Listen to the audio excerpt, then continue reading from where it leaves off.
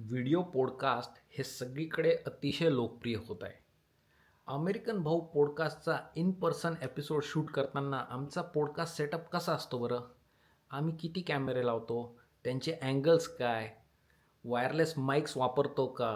Lighting कशी वापरतो? ह्या सगळ्या प्रश्नांची उत्तरे आजच्या ह्या व्हिडिओमध्ये जाणून घ्या. त्यामुळे तुम्हाला जर पॉडकास्टिंगमध्ये थोडा देखील इंटरेस्ट असेल तर व्हिडिओ शेवटपर्यंत नक्की बघा मित्रांनो. चला सुरू करूया.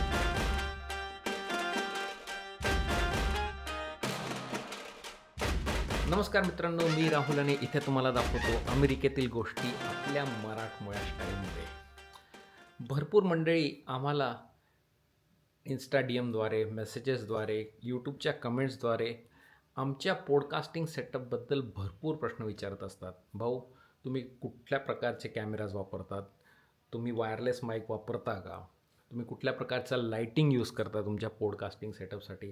तर अशा वेगवेगळ्या प्रश्नांची उत्तरे आपण ह्या व्हिडिओमध्ये डिटेलमध्ये जाणून घेणार आहोत. त्यामुळे व्हिडिओ शेवटपर्यंत नक्की बघा मित्रांनो. सगळ्यात महत्त्वाचं म्हणजे कॅमेरा. तर आम्ही आमच्या पॉडकास्टिंग सेटअपसाठी 3 कॅमेराज वापरतो. तर तुम्ही इथं बघू शकता एक कॅमेरा हा इथे लावला आहे. हा आहे आमचा सोनी Z1. सगळे सोनी ZV-1च वापरतो आम्ही, कारण कंटेंट क्रिएशनसाठी हा एकदम चांगला कॅमेरा आहे. सगळ्या गोष्टी ज्या मी इथे दाखवणार आहे आजच्या या व्हिडिओमध्ये, त्याच्या सगळ्या लिंक्स तुम्हाला यूट्यूब डिस्क्रिप्शनमध्ये सापडतील. त्याच्या शॉपिंग लिंक्ससुद्धा सापडतील. त्याच्यामुळे काळजी नका करू. सगळ्या डिटेल्स आहेत. नंतर जर तुम्हाला जाऊन ते प्रॉडक्ट बघायचं असेल तर त्याच्या लिंक्स तुम्हाला डिस्क्रिप्शन आणि शॉपिंगच्या लिंक्समध्ये सापडतीलच. तर 3 बेसिकली सोनी ZV-1 कॅमेरा आहे. एक सगळ्यात सेंटरला आहे इथे, राईट. हा बेसिकली हे जे आहे हा सेंटर व्ह्यू देतो असं. सो त्या सेंटरच्या कॅमेराने गेस्ट आणि मी आम्ही दोघं कॅप्चर होतो बोलताना. ओके, तर तो झाला सेंटर कॅमेरा. त्यानंतर सगळ्यात महत्त्वाचा कॅमेरा आहे हा. हा आहे दुसरा सोनी ZV. पण याची खासियत म्हणजे याच्यामध्ये मी एक एक्स्ट्रा लेन्स ॲड केली आहे, वाईड अँगल लेन्स. आणि हा बेसिकली फोकस करतो आपल्या गेस्टवर. गेस्ट बसणार आहे तिथे या खुर्चीवर गेस्ट बसणार आहे. तर हा जो कॅमेरा आहे हा सोनी ZV-1 हा त्या समोरच्या खुर्चीवर फोकस केलेला असतो. तर हा झाला गेस्टचा कॅमेरा. हा आहे कॅमेरा नंबर 2. सेंटर कॅमेरा मला आणि गेस्ट आम्हा दोघांना कवर करतो. आणि हा जो आहे हा गेस्ट कॅमेरा फक्त गेस्टला कवर करणार तिथे. आणि याच्यानंतर आहे तिसरा कॅमेरा, जो आहे माझ्यासाठी म्हणजे भाऊंसाठी. हा इथे हा कवर करतो मला. हा सगळ्यात लो एंड कॅमेरा आहे. सगळ्यात स्वस्तातला सोनी ZV-1 कॅमेरा आहे. मला जास्त झूम नाही याच्यामध्ये. ऑप्टिकल झूम तर काहीच नाही आहे. डिजिटल झूम थोडंसं आहे. हा माझ्यासाठी याच्यासाठी कारण एक तर मी जास्त बोलत नसतो पॉडकास्टमध्ये. मी काही प्रश्न वगैरे विचारणार किंवा थोडेफार गप्पा मारणार, पण जास्त फोकस हा गेस्टवर असतो इकडे. त्यामुळे तो जो कॅमेरा आहे तो भारी पाहिजे गेस्टचा.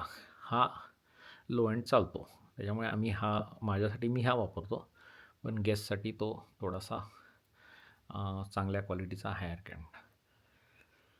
तर असे हे 3 कॅमेरे आहेत. ओके, सो हे झालं कॅमेऱ्यांच्या बाबतीत. आता बोलूयात लाईटिंगबद्दल. तर आमचा मेन स्टुडिओ लाईट जो आहे तो आहे Amaran 200XS. हा भरपूर पॉवरफुल लाईट आहे. आणि नुसता लाईट नाही तर त्याला आम्ही एक हा मोठा लाईट डोम पण लावलेला आहे. याची गरज आहे, नाहीतर लाईट फार शार्प असतो. तर तुम्हाला तो लाईट थोडासा सॉफ्ट करण्यासाठी, याला सॉफ्ट बॉक्स म्हणतात, तर हे लावणं गरजेचं आहे. इथे कधी कधी कॉबवेब असते, मी तुम्हाला दाखवेल. ती कॉबवेब तुम्हाला जर लाईट सोर्स एकाच ठिकाणी फोकस करायचा आहे किंवा एकाच ठिकाणी कॉन्सन्ट्रेट करायचं तर वापरायचं. आता आपल्या आजच्या ह्या पॉडकास्ट एपिसोडसाठी आपल्याला लाईट सगळीकडे स्प्रेड हवा आहे. म्हणजे गेस्टवर पण हवा आहे, माझ्यावर पण हवा आहे. त्याच्यामुळे तो कॉबवेब लावायची गरज नाही. सॉफ्ट बॉक्सला असं ओपन ठेवलेलं बरं असतं. याची पॉवर नेहमी प्लग्ड इन पाहिजे, कारण जर शूटिंगच्या दरम्यान तुमचा लाईट गेला तर मग प्रॉब्लेमॅटिक आहे. हा मेन आणि एकमेव लाईट आहे. कधीकधी आम्ही अजून एक दुसरा लाईट वापरतो जर संध्याकाळचं किंवा रात्रीचं शूटिंग असेल तर. पण जर दिवसा शूटिंग असेल तर एक लाईट हा बऱ्यापैकी काम करतो. तर ह्या लाईटनंतर अजून 2-3 बारीक गोष्टी ज्या नेहमी आम्ही सेटअपच्या जवळपास ठेवतो. एक म्हणजे ही भली मोठी ही आमची पॉवर बँक, 1000 वॉट्सची ऑक्मो पॉवर बँक. ही ॲक्च्युली मी माझ्या कॅम्पिंगसाठी फार वापरायचो. जेव्हा पण मी फिरायला जायचो आणि कॅम्पिंग करायचो, सोलो कॅम्पिंग वगैरे, तेव्हा घेऊन जायचो. कारण याच्यावर भरपूर गोष्टी, इलेक्ट्रिक गोष्टी चालतात, भरपूर गोष्टी रिचार्ज करू शकता. तर आम्ही ही बॅटरी पॅक आम्ही शूटिंगच्या दरम्यान वेगवेगळे कॅमेराज चार्ज ठेवण्यासाठी वापरतो. तर आता तुम्ही असं बघू शकता, हा जो सेंटर कॅमेरा आहे, या सेंटर कॅमेऱ्याला आम्ही प्लग करून ठेवलं आहे ह्या वायरीने या पॉवर बँकसोबत. का? तर जर शूटिंग चालू असेल, राईट, इथं जर शूटिंग चालू असेल आणि शूटिंग करता करता जर याची बॅटरी संपली, आता ब्रॉडकास्ट म्हटलं तर कमीत कमी 1.5-2 तास शूटिंग चालतं. तर त्या 1.5-2 तासामध्ये मध्येच बॅटरी नको संपायला, आणि जर बॅटरी संपली तर मग पुन्हा धावपळ, बॅटरी चेंज करा रे, मग फ्रेमिंग चुकीचं होऊन जातं, कॅमेरा हलतो, भरपूर प्रॉब्लेम्स येतात. त्याच्यामुळे जर हे असं प्लग करून ठेवलं तुम्ही तर बॅटरी ड्रेन होते, पण एवढी पटकन होत नाही, आणि तुम्ही तुमची शूटिंग चालू ठेवू शकता. तर त्यासाठी प्रत्येक कॅमेऱ्याला आम्ही असा एक बॅटरी पॅक लावूनच ठेवतो. तर हा झाला सेंटर कॅमेराचा बॅटरी पॅक. हा जो मेन गेस्ट कॅमेरा आहे, याला पण तुम्ही बघाल तर आम्ही याला पण एका बॅटरी पॅकला, हा स्मॉल रिग बॅटरी पॅक आहे, हा याला आम्ही कनेक्ट करून ठेवलेला आहे. त्याच्यामुळे हा जसा वापरला जाईल तसा तसा चार्ज पण होत जाईल. ह्या तिसऱ्याला अजून मी लावला नाही आहे बॅटरी पॅक, पण मी आत्ता लावणारच आहे. हा बॅटरी पॅक आम्ही त्याच्यासाठी वापरतो, अँकरचा. आता लावेलच. तर हे झालं बॅटरी पॅक. सगळ्यात महत्त्वाचं ऑडिओ जर तुमचा चांगला नसेल तर तुमचा पॉडकास्ट कोणीच बघणार नाही. आणि ऑडिओसाठी आम्ही वापरतो 2 वेगवेगळ्या प्रकारचे माईक सेट्स. सगळ्यात पहिले आम्ही घेतला होता हा DJI माईक सेट. याच्यामध्ये एक ट्रान्समीटर आणि 2 ट्रान्समीटर आणि एक रिसिवर आहे. तर हा जो रिसिवर आहे,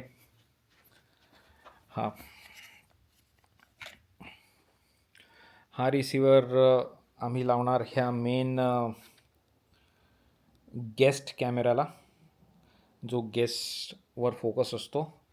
आणि मग हे 2 जे ट्रान्समीटर आहे, म्हणजे माईक्स म्हणा तुम्ही त्यांना, हे जे माईक्स आहेत, हे माईक्स, एक माईक गेस्टला आणि हा एक माईक मला, असे हे 2 माईक असतात. तर हा जो आहे हा जातो कॅमेरावर इथे, आणि नंतर हा एक माईक मला आणि हा एक माईक गेस्टला. हा झाला DJI माईक. पण कधीकधी एक माईकवर अवलंबून राहणं रिस्की असू शकतं. तो माईक जर फेल झाला किंवा त्या रिसिवरला जर काही प्रॉब्लेम झाला तर मग तुमचा ऑडिओ गेला, आणि मग ऑडिओ गेला तर तुमचा बेसिकली कंटेंट प्रेटी मच गेला, कारण ऑडिओ फार महत्त्वाचं असतं. तर मग तो प्रॉब्लेम सॉल्व करण्यासाठी आम्ही अजून एक बॅकअप अँकरवर्क्सचा माईक वापरतो. इथे दाखवतो तुम्हाला, सिमिलर कॉन्सेप्ट. त्याला पण एक रिसिवर आहे. हा आम्ही त्या दुसऱ्या कॅमेरावर लावतो इथल्या. हा जो माझ्यावर फोकस्ड असतो कॅमेरा, त्याला आम्ही हा माईक लावतो. आणि मग सेम कन्सेप्ट, हा रिसिवर तिथे लावला की तुम्ही हे 2 जे माईक्स आहेत, हे तुम्ही एक गेस्टला आणि एक होस्टला देऊ शकता. हे आम्ही थोडंसं खिशात वगैरे डोळ्यांना दिसणार नाही अशा ठिकाणी लपवायचा प्रयत्न करतो.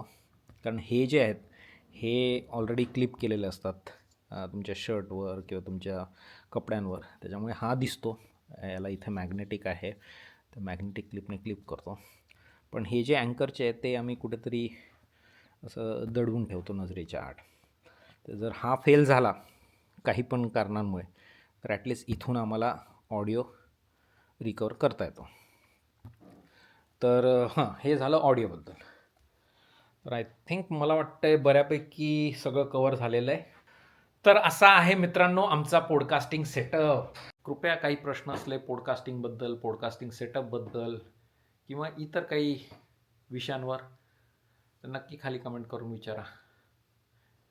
भेटूयात लवकरच एका नवीन व्हिडिओमध्ये. तोच तर वाजव रे.